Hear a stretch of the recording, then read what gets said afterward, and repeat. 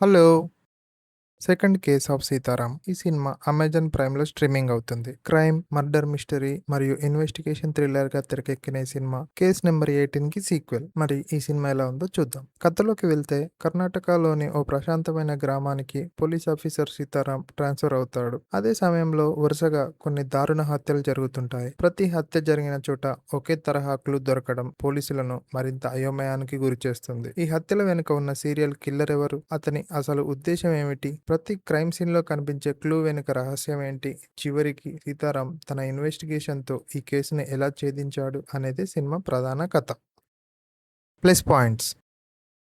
నాకు బాగా నచ్చిన విషయం ఇన్వెస్టిగేషన్ని ఒక్కో క్లూతో ముందుకు తీసుకెళ్లిన విధానం. తొందరపడకుండా కథను నెమ్మదిగా బిల్డ్ చేశారు. Hero Vijay Raghavendra police officer పాత్రలో చాలా న్యాచురల్ గా కనిపించాడు. ఓవర్ యాక్షన్ లేకుండా సింపుల్ పర్ఫార్మెన్స్ ఇచ్చాడు. సెకండ్ హాఫ్ లో ఇన్వెస్టిగేషన్ మరింత ఆసక్తికరంగా మారుతుంది. చివరి వరకు కిల్లర్ ఎవరు అనే క్యూరియాసిటీని కొంతవరకు మెయింటైన్ చేస్తుంది. గ్రామీణ నేపథ్యాన్ని సినిమాటోగ్రఫీ చాలా బాగా చూపించింది. డార్క్ విజువల్స్ థ్రిల్లర్ ఫీల్ ని పెంచాయి. బ్యాక్గ్రౌండ్ స్కోర్ కొన్ని కీలక సన్నివేశాల్లో మంచి టెన్షన్ క్రియేట్ చేసింది. తెలుగు డబ్బింగ్ కూడా బాగానే ఉంది. ఎక్కడా పెద్దగా ఇబ్బంది అనిపించలేదు.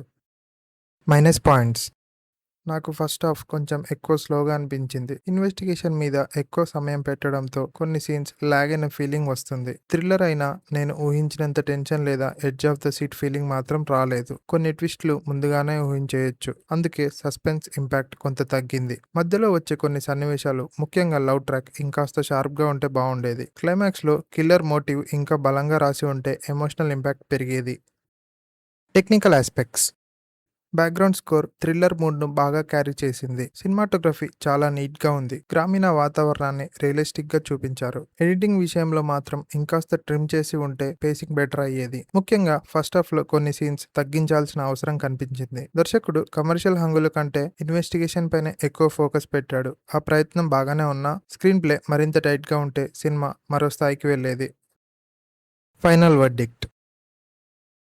నేను ఎక్స్‌పెక్ట్ చేసిన స్థాయిలో థ్రిల్స్ ఇవ్వకపోయినా, సెకండ్ హాఫ్‌లో వచ్చే investigation, hero performance, dark atmosphere సినిమాను చివరి వరకు చూడాలనే ఆసక్తిని కలిగిస్తాయి. మీకు స్లో బర్న్ క్రైమ్ థ్రిల్లర్స్ ఇష్టమైతే ఈ మూవీని ఒకసారి ట్రై చేయొచ్చు. కానీ రాక్షసుడు లాంటి హై వోల్టేజ్ థ్రిల్లర్‌ని ఆశించి చూస్తే మాత్రం కొంచెం నిరాశ కలుగుతుంది. ఫ్యామిలీతో కూడా చూడొచ్చు. అయితే సినిమాలో కొన్ని హింసాత్మక హత్యల సన్నివేశాలు ఉంటాయి. Movie aroma rating 3 stars. కొంచెం సబ్స్క్రైబ్ చేసుకోండి గాయ్స్.